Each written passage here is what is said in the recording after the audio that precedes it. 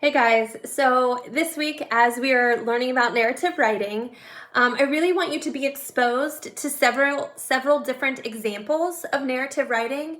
And one of my favorite, Ralph Fletcher, he wrote a memoir, and in that book, it's titled Marshfield Dreams. In that book, he's got lots of different examples of narrative writing. And so one of the pieces is titled Funeral, and I'm going to read it to you, or I put the link to the excerpt on here. You're welcome to read it on your own.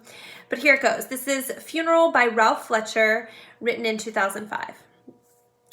On our last morning in Marshfield, the doorbell rang at 9 o'clock. When I opened it, I saw Andy, Steve, and Larry standing together. I was surprised to see them. "Come on, we're taking you to the woods," Larry said. Dad came downstairs carrying 2 suitcases. "Can I go into the woods?" I asked Dad. He shook his head. "We're leaving in less than an hour." "Please, Dad," I pleaded.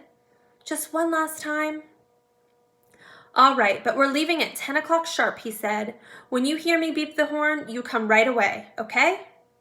"Okay," I promised, and I followed my friends outside. They were walking in a funny way, the way you do when you're hiding a secret.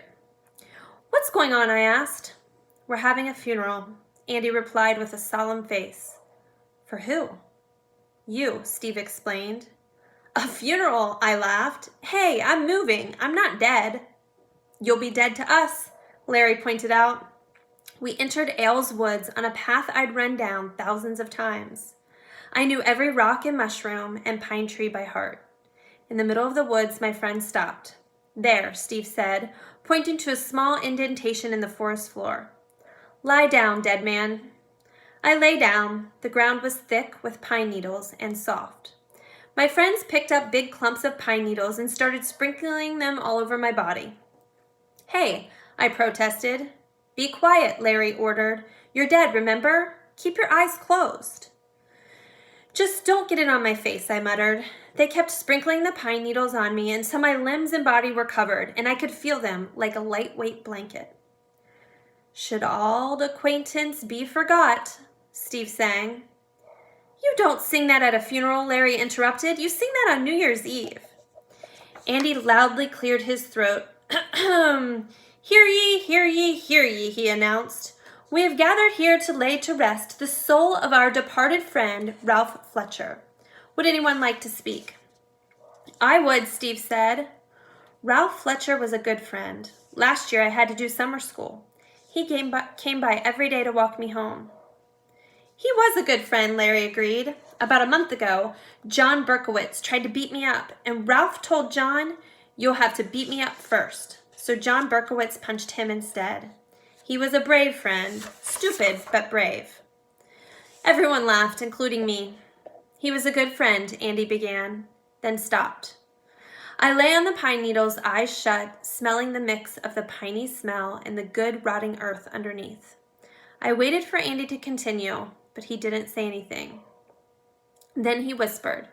He was the brother I never had. "He was the member of the Four Stooges," Larry said in a husky whisper. Then they all said together, "We'll never forget him." My eyes started to water. I tilted my head so they wouldn't notice and stayed quiet. Nobody spoke.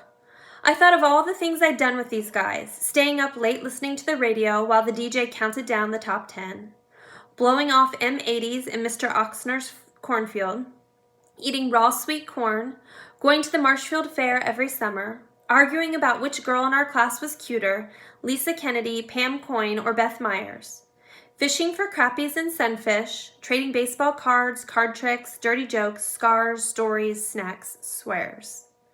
For a long moment, it stayed quiet. Finally, I opened my eyes. They were gone. Usually, I hated it when my friends ditched me, but this time it felt different. In a strange way, I was glad they were gone. For a while, I just laid there looking up at the trees. I heard a car horn beeping. "Ralph!" It was Jimmy calling. "Come on, we gotta go." "Coming," I yelled back. I sat up and brushed off the pine needles. Bits of light danced in the deep forest shadows around me. I knew I'd never forget this place.